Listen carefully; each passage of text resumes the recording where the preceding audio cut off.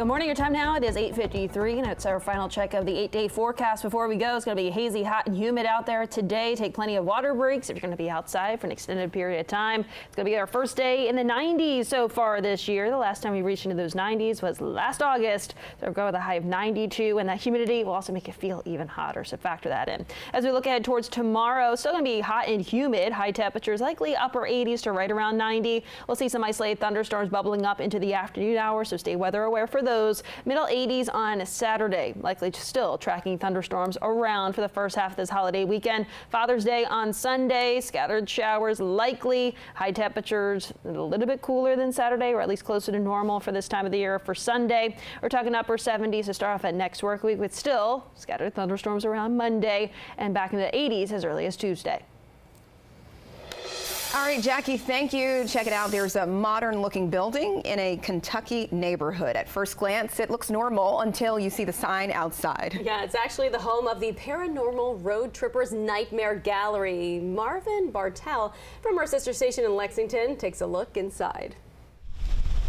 This modern-looking building in Somerset seems like a pleasant place to visit, but you might think twice when you see what it's called, the Paranormal Road Trippers Nightmare Gallery. Some of the things on display inside are indeed the things nightmares are made of. It's a celebration of all things that go bump in the night. Zach Bales is the so-called paranormal road tripper. He and his wife have traveled to 49 states and 29 countries, collecting souvenirs related to horror movies, investigating ghost stories, and talking to people who say they've encountered aliens and monsters. In 2022, he decided to put his 30-year collection on display. I finally decided, you know what, what's it worth having a bunch of things that only I can look at? And so I decided, you know what, maybe it's time to give back. It's a passion he's had since childhood, and Bale says it helps that Kentucky is a gold mine for spooky stories.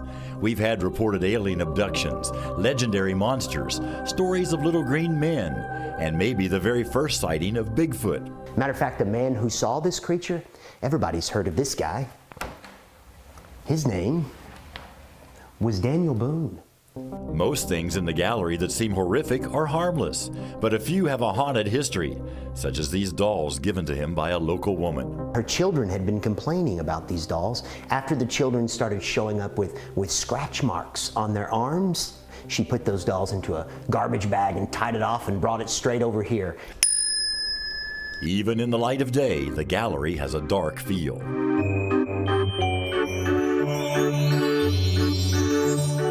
Bales teaches high school English and has written several books on the paranormal.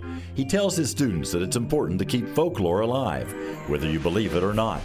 The most important thing for him is that visitors come in with an open mind and go away with good memories. I think that they'll leave realizing that Kentucky's a pretty special place, that here in the Commonwealth of Kentucky, our legends aren't just born on the first Saturday in May. There's no charge to visit. Bales sells just enough books and gifts to keep the lights on. And you definitely want him to keep the lights on. In Somerset, Marvin Bartlett with the spirit of the bluegrass. All right, scary. That is pretty scary. All right, the DMV's favorite hide-and-seek bear is getting an unexpected honor. Yeah, his last visit in Northern Virginia, he was hanging out in a tree on Eldon Street, now his namesake. The Herndon Town Council officially declaring June 9th Eldon the Bear Day. From Langley Park, Maryland on Memorial Day, he was tagged and removed to the wild, only to pop up in Bethesda. Then on Monday, he was spotted in Herndon. Wildlife officials recaptured Eldon and took him further out to the Shenandoah region, but families think they will definitely be seeing him again. I guess we'll have to see about that. Maybe he just really likes this area. Right. Yeah, he's social. He's busy. He just wants to be out. He wants some friends, or he wants some food. People are probably grilling out That's or true. having cookouts then. Or That climbing is true. trees. Yeah. A lot going on. All right, we'll see you tomorrow back here starting at 5 a.m. Have a good one.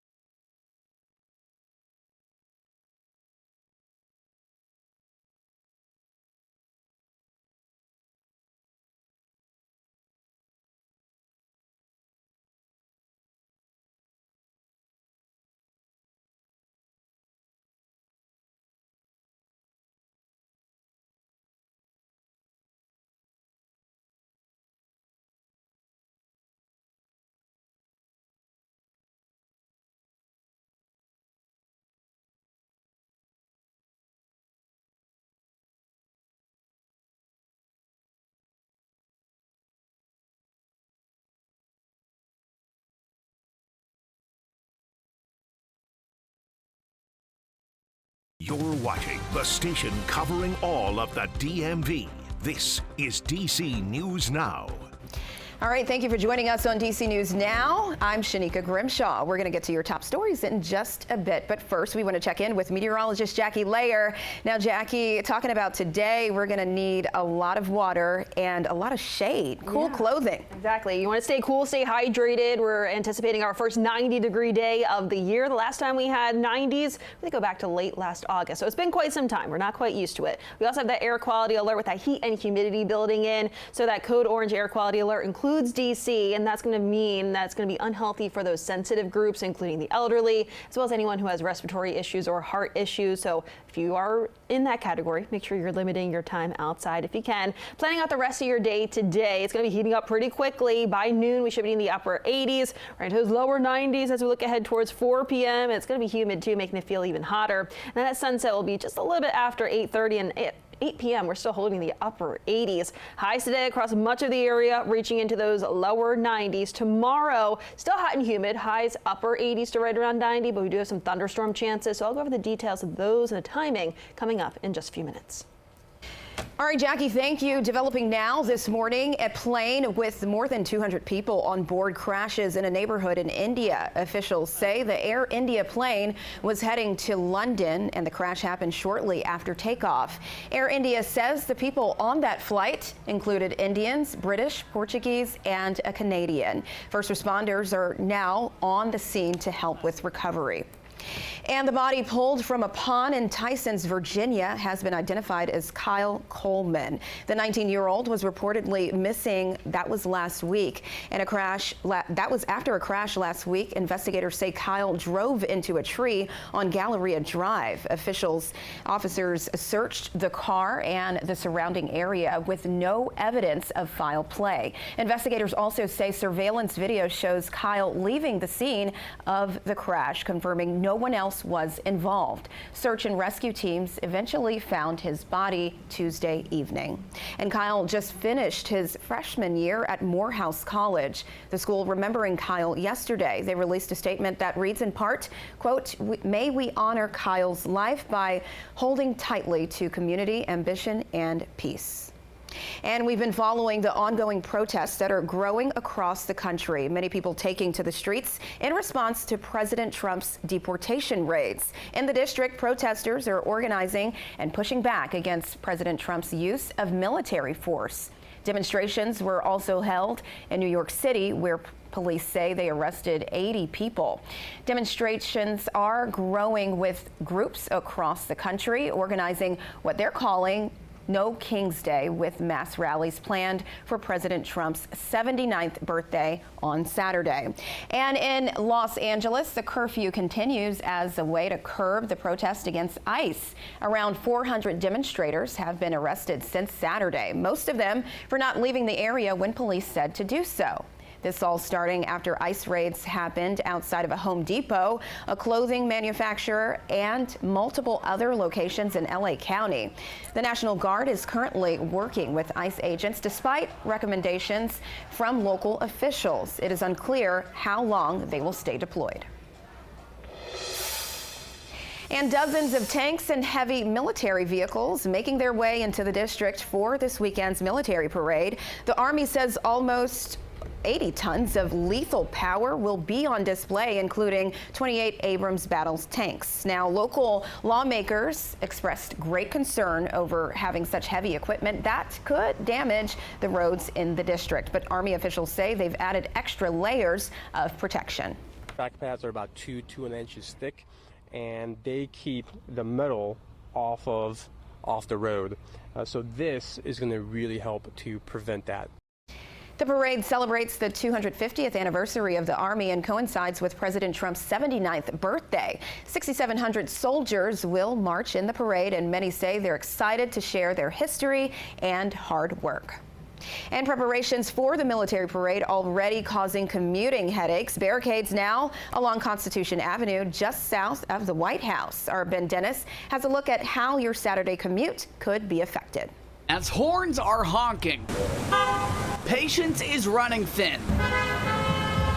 A swath of street closures are slated for downtown D.C., leading up to Saturday's military parade, some already in effect. I can hear the impact, yes. Rush hour Wednesday already bringing issues near the White House. If you take the bus, I feel like it just makes the commute worse. Head underground, that's your best bet. Yeah. Roads here in red, supposed to fully close Friday. I am taking off Friday and avoiding all the headaches down here. So my other commute should be open. If not, Metro is fine. Constitution Avenue, just south of the White House, was shut down to traffic Wednesday. It's where military vehicles and soldiers will parade down Saturday afternoon. Lines in pink showing where no parking is allowed through Monday the 16th. Signage also posted in person.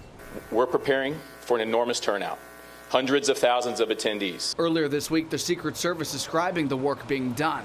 The Secret Service and our partners want every attendee to be confident in their security and feel safe. That is why we are leaving no stone unturned. Mayor Bowser urging visitors and residents take the recommendations of officials in the planning process. So our public safety agencies are going to be called on for lots of work, lots of hours, and we're asking for everybody to heed their advice. And due to the parade, DCA will be closing Saturday night from 6:30 to 10. You can find a full list of changes on our website. That's at dcnewsnow.com. And multiple protests are planned for the parade, including one in Arlington. Organizers say they will line more than 5 miles of sidewalk between Roslyn and Falls Church. Some 2,000 people have already signed up to take part in the peaceful demonstration. And in the district, lawmakers unveiling a newly renovated emergency call center. The 911 dispatch center in Northwest will serve as a backup to the main call center in Southeast. Officials say this $19 million investment will allow them to boost staff by 40%, modernize the facility, and continue to help save lives. The mayor is also setting aside money in the new budget to pay for raises and efforts to keep dispatchers. And tensions are growing over a deal to bring the Commanders back to D.C. Under the deal, the team would invest $2.7 billion to build a new 65,000-seat stadium. Now, the site would include parking, housing, and shops. It also has D.C. taxpayer making a $1 billion investment. Council members have until July 15th to take an initial vote on the $4 billion deal. But for some members, that's too tight of a timeline. Not get it done by July 15th. That's not fair. Every other major stadium deal is giving the council months. The council can meet that date. The council has the budget. They have 70 days to work on the budget. It's not clear if the council will delay or remove the deal from the 2026 budget. Council Chair Phil Mendelson says that's something he does not want to do. The mayor went on to say any uncertainty could give other cities the opportunity to swoop in. And check it out, the annual congressional baseball game last night. The tradition between Republicans and Democrats date back to 1909. Now, the Republicans won for the 5th consecutive year, 13-2, and the game raised more than $2.5 million for 40 charities in the DMV. I wonder sometimes, as we're out here practicing and playing, why so many people seem interested in watching overweight, middle-aged members of Congress play baseball, but it's a lot of fun and it's become a really special event. Baseball is America's pastime. There's plenty of things for us to argue about here in Washington, but it's nice to be able to come together for a baseball game for a great cause. And some of the charities included the Boys and Girls Club of Greater Washington and the United States Capitol Police Memorial Fund. And new video from Maryland, the site of the Strawberry Moon in Montgomery County. Scientists say the peak of the full moon, low on the horizon, was about 3:44 yesterday morning. According to the Old Farmer's Almanac, it's named not for the pink hue, but for the brief fruit picking season in June. Scientists say it's a special moment to see the full strawberry moon low on the horizon, lighting up the night sky. It only happens every 18 years, and it does look really beautiful out there. Wish I could have saw it. Yeah, same. I know. So let's turn things over now to you, Jackie. We're going to check how it's going to feel. I know you mentioned 90s. It is going to be a hot one. Yeah, hot, humid, hazy as well. So make sure you are staying cool, staying hydrated through the day today. This will likely be our first 90-degree day of the year, so it's taken quite some time. I know last year we saw our first 90-degree day a little bit earlier in the year, so we were already used to it by this time last year. But I also want to point out that today we do have that code orange air quality alert. That's for the DC metro area and also up north towards the Baltimore metro area included in that. So what does that mean? It'll likely be unhealthy for those sensitive groups later on this afternoon. Hot and humid out there tomorrow afternoon too. And we're also tracking some isolated thunderstorms tomorrow. So at least that'll provide some temporary relief as those storms do slide on through. But the air quality, all those areas shaded in orange on your screen, so DC metro area, parts of Northern Virginia, even parts of Maryland as well. So like I mentioned, unhealthy for sensitive groups, likely those with respiratory issues or heart disease as well, and then also the elderly, part of the sensitive groups too. We're talking high temperatures, lower 90s, but with that humidity as well, it's going to make it feel even hotter. So keep that in mind through the day today. Tomorrow we'll be back in those upper 80s to right around 90 degrees. So another hot and humid one out there tomorrow. But like I mentioned, with those thunderstorms sliding on through into the afternoon, at least that will provide some temporary relief, drop those temperatures a little bit before we do see those temperatures jump back up in between some of those thunderstorms. Notice how we have those clusters of storms bubbling up by midday tomorrow, and then those will likely still be wandering their way across the area through tomorrow afternoon and evening. So we'll be dodging in and out of a few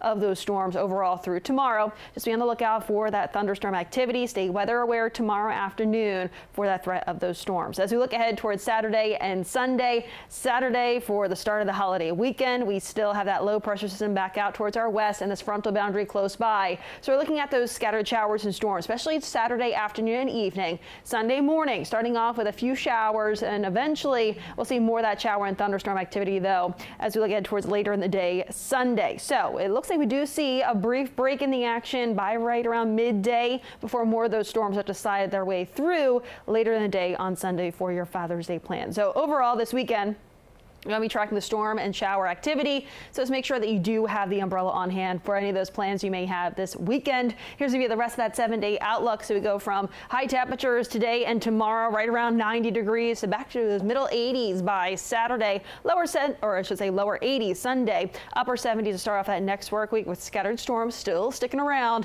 and still a few storms possible for Tuesday as we heat back up into those lower 80s. All right, if you're still searching for some last-minute gifts for Father's Day, we've got you covered. From tech to tools to treats, you'll be able to celebrate Dad without overspending. DC News Now's Haley Milon is helping you stretch your dollar with where to find the best deals. He has always had your back, so you love celebrating Dad on Father's Day. But we can virtually guarantee that he doesn't want you breaking your budget for him. Good news!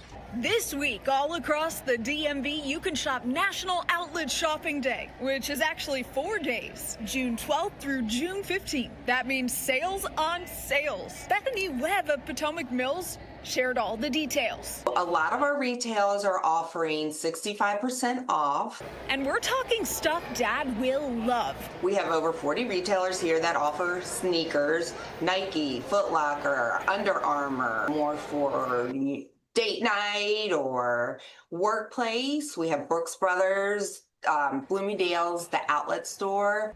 Outlets in Leesburg, Hagerstown, and Anne Arundel are also participating. Can't get to the mall? Amazon's got you covered as always with sale items from tech to power tools. For dads who are more into experiences, the Lego Discovery Center in DC is giving dads free admission on Sunday. You could take them out to a ball game. The Nats are hosting the Miami Marlins. Score cheap tickets over on the Game Time app. And the Chesapeake Bay Sox have a home game and some Father's Day promotions like pregame catch on the field. Or take him to tee off without even hitting the greens. Topgolf is offering $20 in gameplay for every $50 spent. Now until Father's Day. For more, you can head over to DCNewsNow.com and keyword search Stretch Your Dollar. I'm Haley Milon, DC News Now. All right, now in Maryland, the city of Hyattsville is hosting multiple community paint days. This will be held at Driscoll Park, and you'll be painting a new mural to the entrance of the park. Now, that'll be tomorrow and Friday. The painting is from 5 p.m. to 7:30, and on Saturday, the event goes from 9:30 a.m. to noon. And that's all the time we have for you this morning on DC News Now. Be sure to stick around for more news and weather that's coming up on the news at noon.